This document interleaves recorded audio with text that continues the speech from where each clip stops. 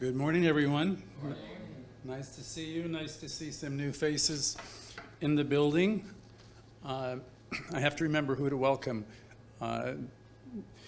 Jimmy reports to me that we're having as many as 500, 800, and some weeks 900 people watching our service through Facebook, Instagram, YouTube. And so that's a happy occurrence as a byproduct of the COVID era. That we were not really ever prepared for, but we become prepared. So good morning again to whoever's here. I'm glad you made the trip from wherever you came from. We meet here every week, as Jimmy probably said, Sunday mornings. Thursday night is an ongoing self-healing class that I've been a part of since the mid-'80s. Louise definitely got my attention in the mid-'80s, and I was involved doing self-healing groups in Florida. It was the reason I got into the ministry and I found Science of Mind. So welcome again. Everybody's invited. If you're on the Zoom, if you're watching us live on Instagram, I'm always supposed to remember, you can send us a message now and Jimmy can send you a link to Zoom. The Zoom experience is probably a little bit better because then you get a chance to interact with us afterward. And there's always a time for sharing, and there's a community time that follows all of our lessons. So if you're watching on any of the other platforms, send us not an invitation, a request. And we also have a weekly e-letter, oftentimes filled with spiritual gems, and we can send you that as well. So let's begin this morning by affirming the inseparable oneness of God. That was a big word for me all through my studies, oneness. My third year of studies, that's all we talked about, was that idea. So let us begin by affirming this oneness and the realization that comes to us through our spiritual intuition.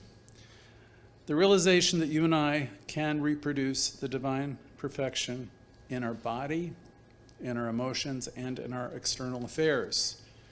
And then we affirm the divine nature, which is always expressing itself through us, manifesting itself as health, supply, wisdom, love, truth, power, peace, joy, beauty, all of them. Now, when these ideas were first expressed, they were long before this place existed, long before Dr. Barker. They were expressed in the year 1875. That's a long time ago. And naturally, all those ideas were revolutionary.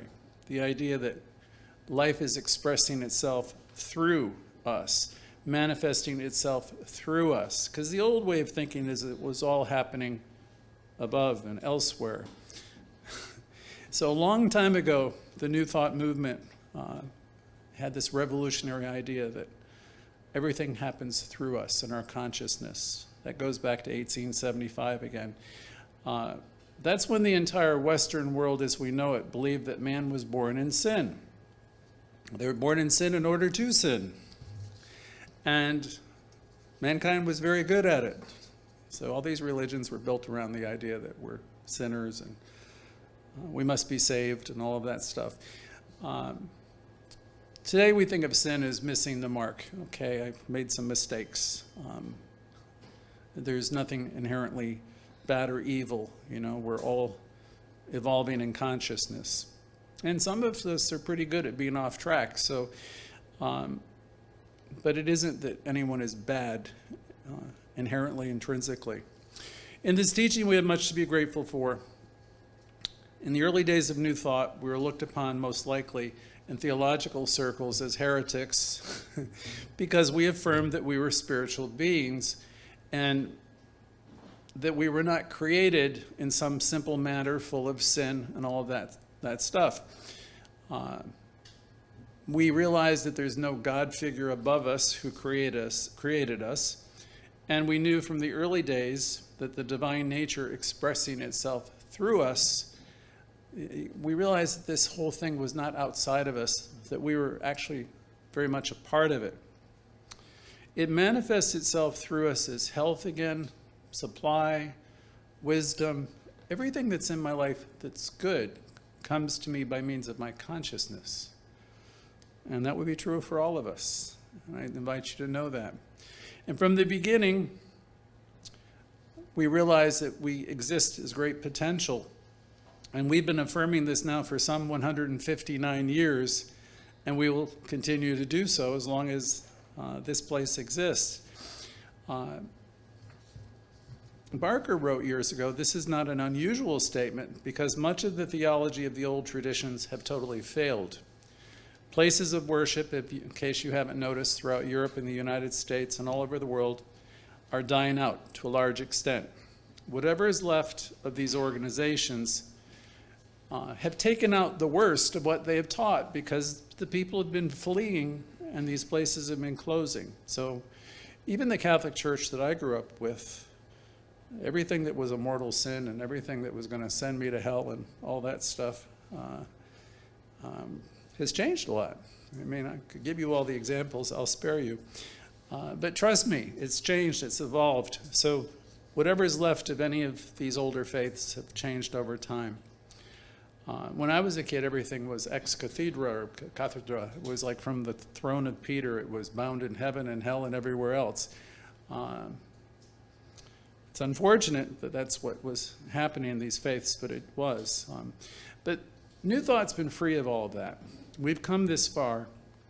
We stand our ground. We teach people about the power that they have within them and how to use it.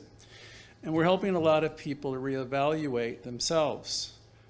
As I said before, upwards of 500, 600, 900 people a week are tuning into our messages. So that's really wonderful. And gradually people are starting to come back into the building, and we're starting spirit groups of every kind and classes this week. And so it's an exciting time for us. I guess only the strong survive. We've learned how to get our message out in ways that we never expected. So this is exciting. Thing about metaphysics, everyone loves what we do, but practicing it is the whole thing. Not everybody's willing to practice what we talk about. I remember showing the movie The Secret when I was in Florida. I showed it for 3 weeks. We raked in a ton of cash, and we had a class for a year after, because everybody loved the idea of the law of attraction. Now, but here's the downside to this as a minister. I saw these young folks wanting so much to demonstrate better lives, and they can. But you've got to really persist. You have to stay with it. It can't just be, I see a shiny thing and I want it. You pay for everything. It's spiritual coin, as we say here. We had a great student here. We probably had a lot of great students over time. I'm sure we have. But we had a famous student, and that was Louise Hay. She wrote the book, You Can Heal Your Life. She understood perhaps as well as anyone that I've ever known that everything that's in your life depends upon that inner dialogue that we speak of every Thursday night specifically. Your whole inner dialogue is creating your life. You have that kind of power. You just don't consciously know it most of the time. And when we affirm the greatness of what we are, and when we begin to even have a glimpse of the potential we have, as you start to get a glimpse of it, you're improving your self-image. And the minute that you improve your self-image, everything begins to get better. So this morning, let's be still and take all of this into our subconscious mind. We affirm the inseparable oneness of the creative cause, and that we are each individualizations of it. Therefore, we are right here and right now expressing the life, the mind, and the love which caused us to be. We are its incarnation. We are its individualization. We are all that life is, all that love is, all that intelligence is, and all that truth is. We affirm again the inseparable oneness of ourselves with this great creative cause, life, mind, spirit, however you want to call it really. And we know it's sweet, and we know it's good. We subjectively accept it, and so it is. There was an opening prayer that was done in the old First Church. I know Robert would remember it, and the old timers. And it started out, we build a new tomorrow. We draw the pattern clear. We make our plans with wisdom.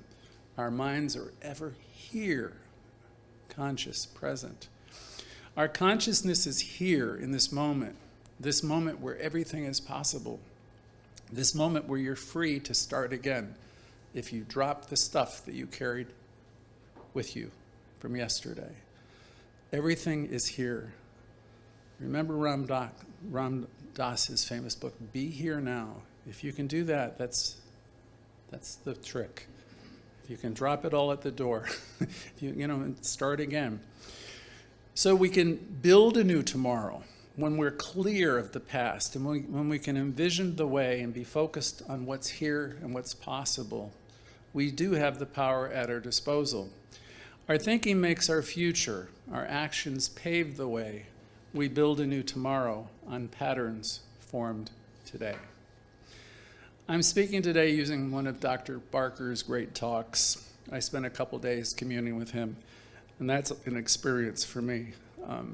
One of the things I've enjoyed doing over the past 20, 30 years is I got the suggestion from Bill Tolliver. He said, you have the ability today to commune with some of the greatest minds that have ever lived. And sometimes what you do, where you put your focus, right? You could spend all night long on Hulu or Vudu or Amazon Prime or whatever the heck it is and watch everybody shoot everything up.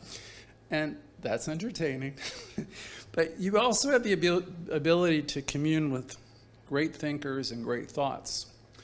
And that will probably take you much further along your way to the extent you want to do that. So I've been spending some time with Dr. Barker because he was one of the best, actually, and just to give me inspiration. And so then I get to share my findings with you on any given Sunday. And we have a huge amount of material, so I think I'm set for the rest of my existence with great thinkers. But I don't limit myself just to the religious science speakers, too. There's many other places. I'm also fond of TED's talks and all kinds of things.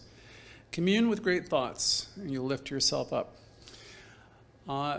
Once in a while, I sit down at my desk, and I make a list of what's right with me, which leads in today's talk. Because during the average busy day, my mind wanders all over the place. And sometimes I go towards what isn't happening, worst of all, what's wrong, and what's wrong with me, and what's missing. And if you do some deep thinking about your past couple days or your week, you'll realize that your mind has brought your attention to many things that you don't think are right. We are, most of us, probably more judgmental than we want to be, right? And our judgments are always our source of pain. Last week in class, I reminded everyone, if you could just give up the word should, if you could just trash that word, this was one of the Louise Hay's suggestions, if you would give that word up and its synonyms, you would create a much lighter life experience. Because should is always making somebody wrong. You're making yourself wrong, you're telling someone what they should do. It's not an attractive thing, it causes people to run. If you're doing it externally, it's really what you've always been living with, it's yours. So that's a little tip I can give everybody. I started to get a handle on that probably 15, 20 years ago, and it really makes a huge difference. If you're all about what others should do or what you should do, first know it's critical, and our attention always goes towards, what we're talking about. So if we're being critical, we're talking about what's missing and what's wrong. If you're doing all that, you really can't call yourself a metaphysician. We're somewhat lost, actually, when we do this. And most of us do it to varying degrees because you energetically go where your attention takes you. And however you're responding or reacting. So we talk here about learning to harness power. Dr. Holmes, the founder, said, there's power for good in the universe greater than you of which you're a part, and you can use that power. We're all using it, but we're not all using it constructively. Okay? I think a bunch of negative stuff, I create a bunch of negative experience. That's not constructive use of my power. It's just, I'm not coming from a very enlightened place. So we use our power. You will find yourself in our classes learning to harness your power, and you'll begin to level up, and you'll be in a different place than most folks. I somehow was recalling Harry Potter's School of Wizards this weekend, because it's really you're teaching yourself how to elevate your consciousness so you can demonstrate some self-mastery. We want to express more of life, and the universe itself is designed for you to grow and learn and grow and express more life. We explain this principle as mind action or mind in action. Whatever things are desired will happen, or something better, if we believe. People negate their power all the time. For example, you come up with a new idea, you have a desire, you have a new idea, and we almost immediately will mess it up. We don't focus our attention, our desire long enough. We self-sabotage by focusing on the opposite. Why can't we have it, or why don't we have it? It's usually because on some level we're feeling unworthy, or we'll say to ourselves, I would like to have this, but I can't. And we have a tendency, many of us, to torpedo our good ideas with our doubts, right? Or neutralize our desires, through our own doubts and our abilities. So and when we do that, we're planting more negativity into our mind. And then we say to someone later, see, I told you so, I couldn't do it. And so we're always in this game of creating things and tearing things down. And we want to, if there's something you want to have in your life, you need to affirm it and maintain that idea that you have it. We affirm the inseparable oneness between first cause and the individual. There is nothing between you and the power that created you except your own thoughts. It's a huge idea. There is nothing between you and the power that created you except your own thoughts. I don't know to what level people can take that in, but you live, move, and have your being in it, and there's nothing between you and the power that created you. We have such awesome abilities and potential, and this teaching allows us to develop, to stretch, to grow, and to evolve past any place we've been before.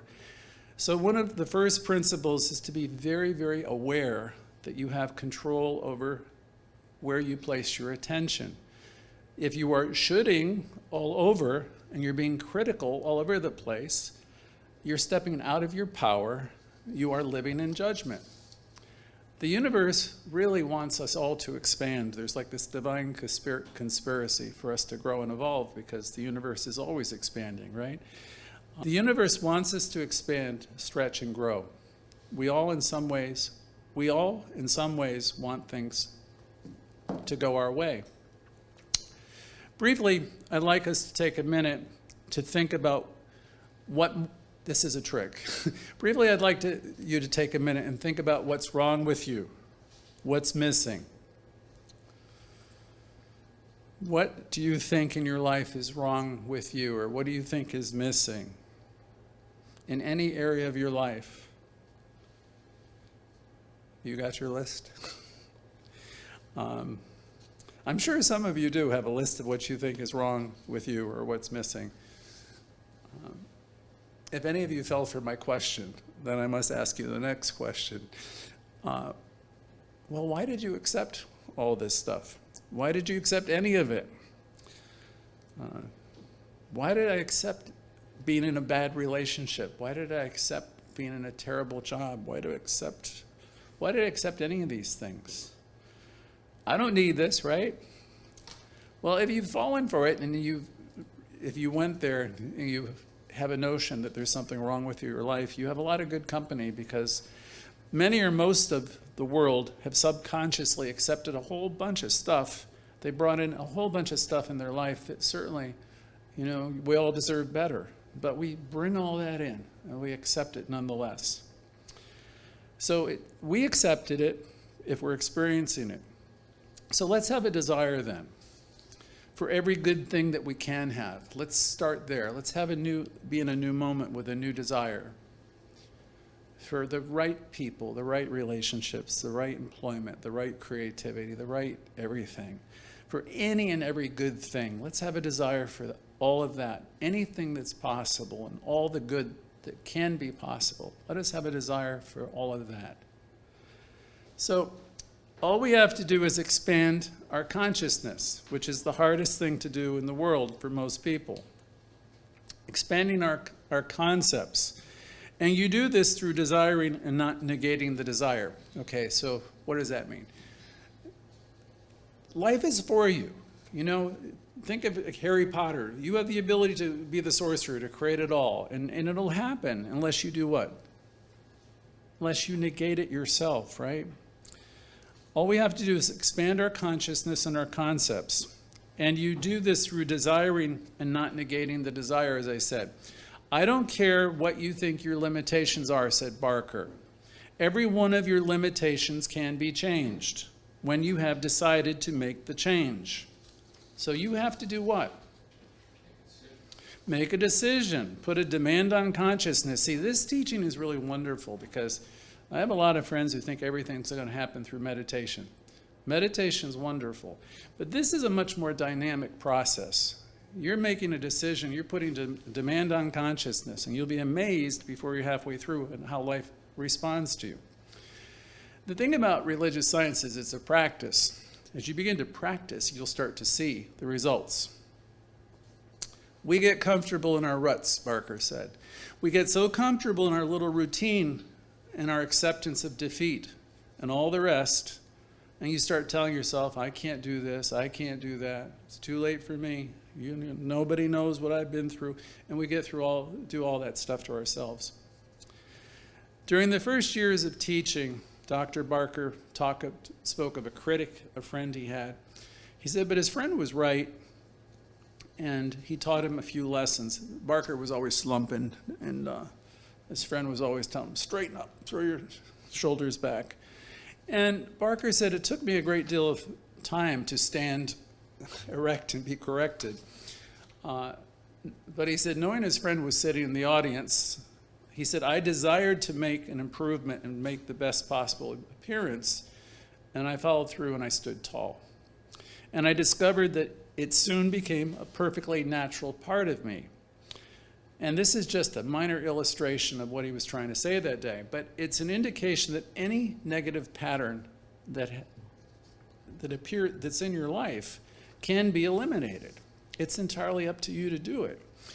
It can be cut out, it can be neutralized, and it can be done, and it can be phased out. But you first have to have a basic belief. And the belief is, this comes from Louise, this comes from Barker. The belief is, I can do it. I can do it. I absolutely can do it. I am empowered by God. I'm empowered by the living Spirit, the Almighty Spirit, whatever way you want to name it, I can do it. I'm empowered and I'm equipped and I can. You'll never get anywhere by studying what's wrong with you. Maybe you want to go along the way you are. Most of us want to grow. Most of you on this call and here with us this morning have things in your mind that you want to experience. And this is good, and you can have them. Our teaching isn't new. It's been around for a long time. They used to say there's nothing new about new thought. But it's the practice of it that separates, everybody wants what we have, but not everybody wants to work for it. The power upon affirmative belief is here with us. I think I said that wrong. Barker's words were this exactly. He said, it's here now. I desire it because I am it. I affirm it because it is so. I give it my attention in order to nourish it, and I give it my expression, not in the far distant future, but now, right here in the now. Now, you can't be affirmative 5 minutes in the morning and then be negative the rest of the day if you expect anything good to happen. So it's a practice, it is. So if you want to, I suggest commune with some of these great thinkers. Have your go-to affirmations. I know I've had mine over the years. I've shared them before. One would be, this is God in my life. Another one would be, I'm supplied and supported. If it were a medical situation, every hand that touches me is a healing hand. Another one would be, I'm in the perfect place, perfect time, all the time. Have your affirmations that you can go to whenever you need to. I am supplied and supported. I've probably said that 10,000 times. As one of our teachers have said, you got to change your thought and you got to keep it changed. And that's why when the road gets tough, change our thought and keep it changed. When everything around you seems to be conspiring and working against you, there is still a power within you, and you can learn to use it more positively and more intelligently. But it must be your desire. And you must really want to step up and step out of what you've been creating up until that time. The universe will support you if you give it your full attention. You can't approach this teaching haphazardly and expect really to have a dynamic change. Okay, that's where a degree of faith is needed. And third, you have to be willing to think affirmatively about your desire. Not willy-nilly, it's got to be really strong in your faith. If your usual patterns are worry and doubt and all of that, you have to let go of them, eliminate them. Everything around you, Barker said, is trying to make you smaller, okay? And he said meaner. Everything is trying to say to you that you are a problem. And you're in the problem and you have the problem. See, that's all of life, but that doesn't have to be whose reality. It doesn't have to be your reality. And even if there's some truth to it, meaning there's problems, you cannot put your attention on that if you want to successfully practice this teaching, because you're never going to get out of it if you keep talking about ain't it awful and poor me. I had a person say to me, I think I was born a problem because I've been a problem to myself and everybody else all my life. And this was Barker. And then he said a person in the early 60s asked, what can I do? And Barker replied, probably nothing. He says 60 years is a pretty good record on negative. And they smiled. You build a good self-image. He says, by combating these thoughts and by thinking the opposite. Barker said people come to him after his lessons and they want him to somehow do some magical healing for them, to wave them with a wand. And he says, I always give helpful suggestions, and I do not know if a person can change or not, if the person has changed or not. He says, I would probably doubt it, because many of the people come into the office for 10 minutes and they leave just as negative as, maybe they're good for 10 minutes. So what does this suggest? It suggests for us to have change, we must really want change, and we need to stick with it. The best students I've known over the years stay plugged into the lessons. I used to go to a lesson at least every week, sometimes twice a week, and I would be reading people like Emerson, right? Today I would be probably YouTubing, but the thing is, commune with some of these bigger ideas. So if you want to know what's right for you, begin looking upon yourself as a creative and valuable person. You could attend our Thursday night class, because that's the whole thing we do on Thursday night, is teach you how to nurture yourself. You can affirm and know I'm a creative and valuable person. I wonder how many people out there really think of yourselves as a creative and valuable person, because you are. I can know it about you, but that doesn't really do a great deal of good. You've got to know it about you. I know you're valuable. Do you know you're valuable? You may not know that yet about yourself. The old religions said you didn't have a value. You were made in sin, and you needed to be saved and all that, but we teach you that you have great value. I do not think that the infinite intelligence made a mistake when it created you. I think it knew exactly what it was doing. And I think that you are created to be valuable to yourself and to others. Your value in life, you may say, you're valuable in life. You want to say, I won't say you should say. Many people think I'm not valuable, I'm not wanted. Most people are valuable to someone in a family situation, in their work, or wherever they may be. Every individual is valuable.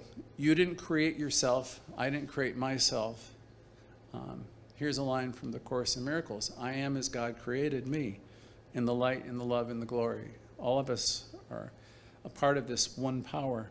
I'm created for the expression of the larger intelligence. You're created for the expression of a larger intelligence also. I'm created and you're created to be an expression of a larger emotion. No one's ever died of expressing too much love or giving too much love or receiving too much love. They've died of lack of it. They've died from the repression of it. They've died because they couldn't communicate it. But when you can communicate it, when you can express it, you're going to be healthier and you're going to be happier. Many of you in the audience know these things. Some of you have never heard any of these things. But I can remind you, and I'll remind you every week as I remind myself, there's something right about me, and I want you to know that about yourselves. There's something right about you. There's something of greatness in me, and I'm saying this for each person here on the extended audience.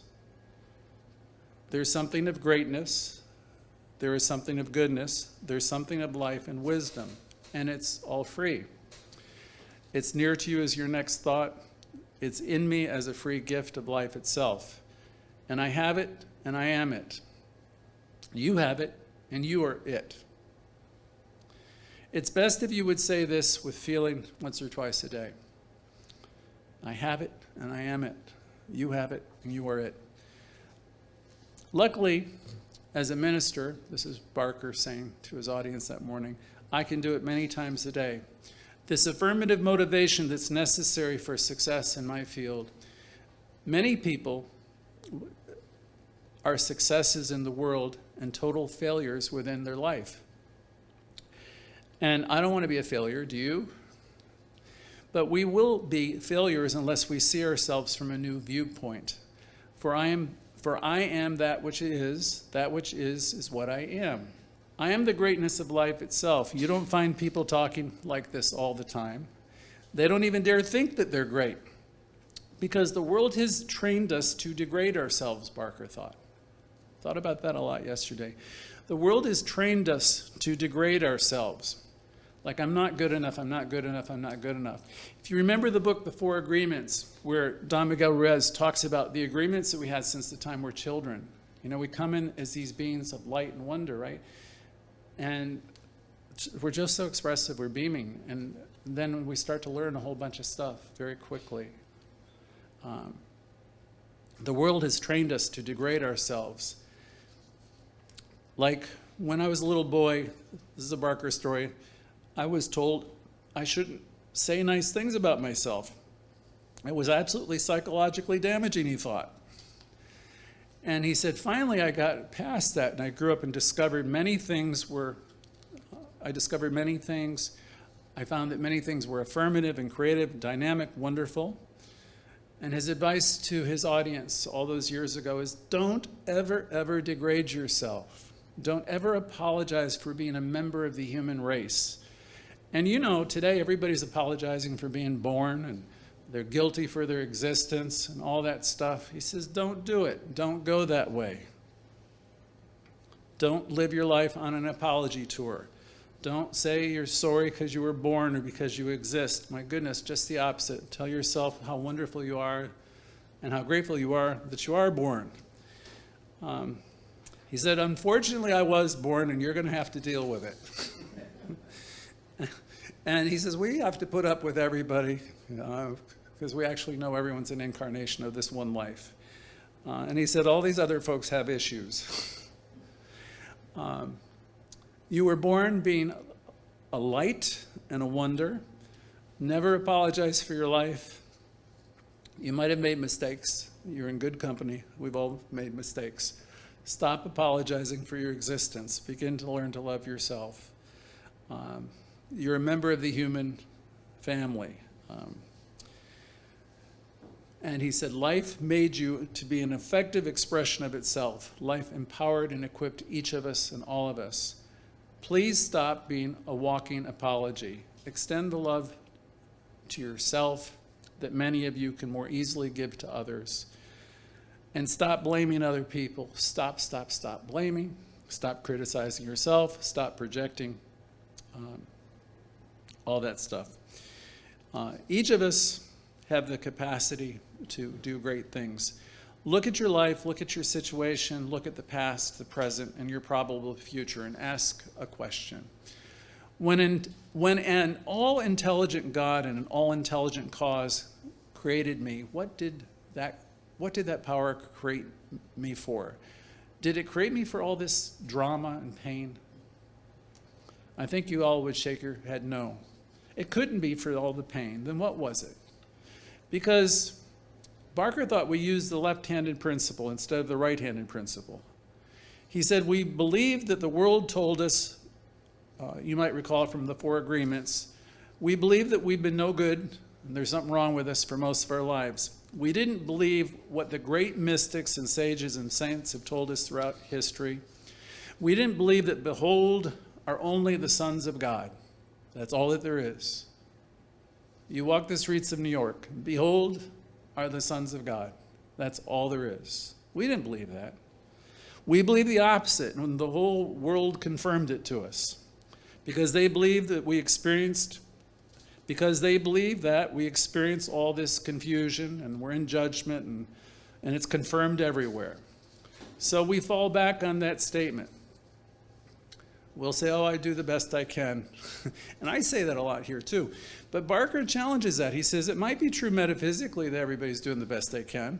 He says, but it begs the question to the people who are in this teaching, are you really doing the best you can to practice this teaching?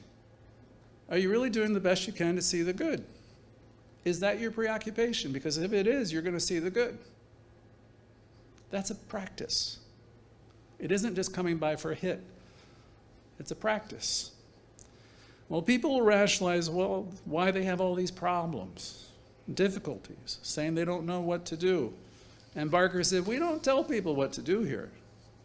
We all experience challenges, right? We know what to do with difficulties or how to handle trying times.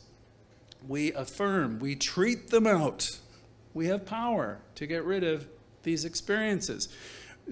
We do the spiritual work. It's not always quick. It isn't always easy.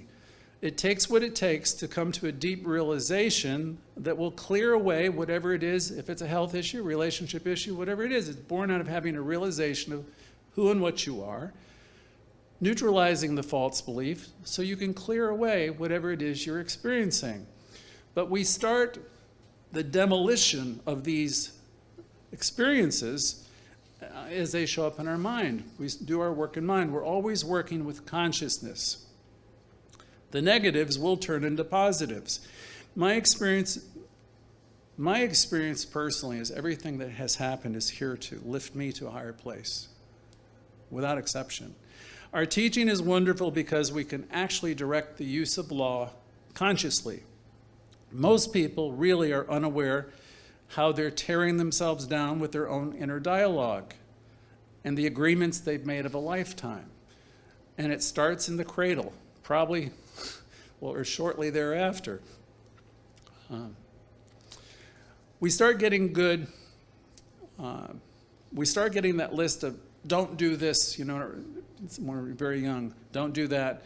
We unconsciously begin to do all this demolishing of our spiritual ego and so we can adjust. Barker beautifully said that morning, life isn't something that you adjust to, life is what you are. And life can tolerate, he said, negatives only so long. He says usually about 90 or 93 years, he was joking. And then he says the old grumbler goes his or her way, and he says, it won't be very merry because they'll grumble on to the next phase of life too. He says, so please stop. No more of this type of negativity. What we want to do here is build ourselves up, build up the self. Because your ego is the God self within you and what you're supposed to be. You're not supposed to be conformed to the world, the prophet said, but to be conformed to the highest conception you can potentially have for yourself. It's pretty high calling. You're not supposed to be conformed to this world. You're here to be conformed to the highest idea that you can have of yourself. You can hitch your wagon to the stars, the biggest idea you can have of yourself. What am I as spirit? What am I as truth? What am I? What am I as life? What am I as love? Even though these are not definable, they can be contemplated. As you think these big ideas, you can contemplate on what am I as truth? What am I as love?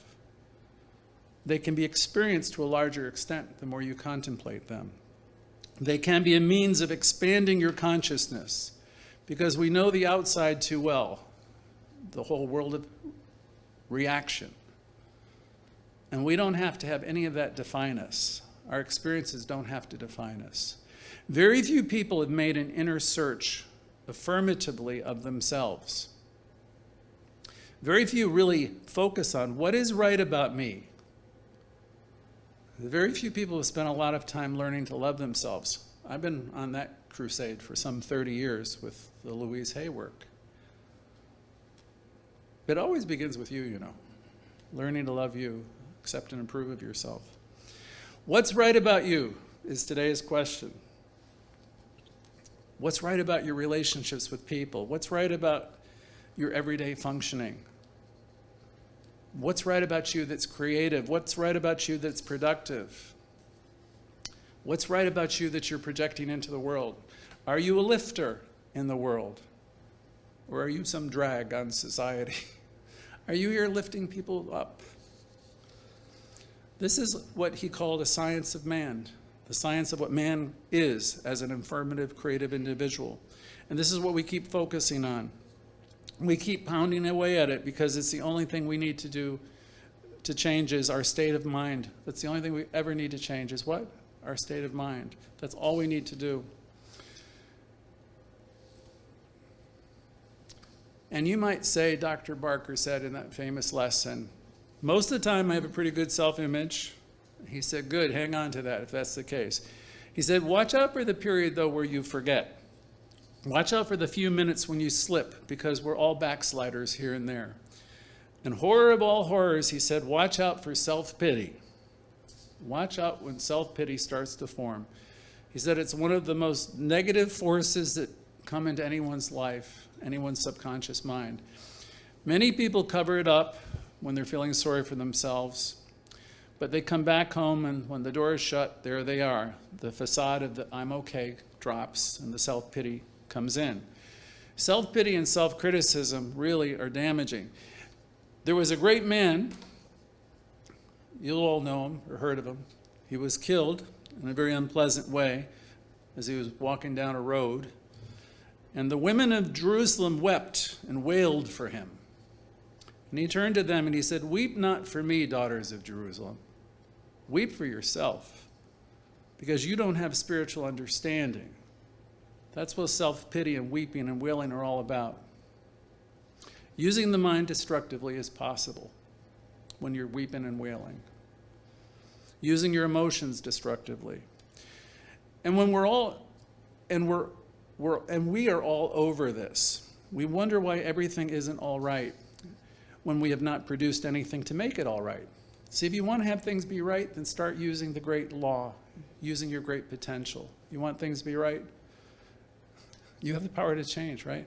One of the greatest problems we have today is that most people who might know a complainer, and they know everything that's wrong, and they don't know a thing to do about it. And Barker said, I'm tired of these people, and he said, I hope you are too. Because I want to be in a creative mood and believe the best that I can believe. I'm not avoiding problems. I'm leaving the problems for people to I'm leaving the problems for the problem people to solve. He said, you hear me?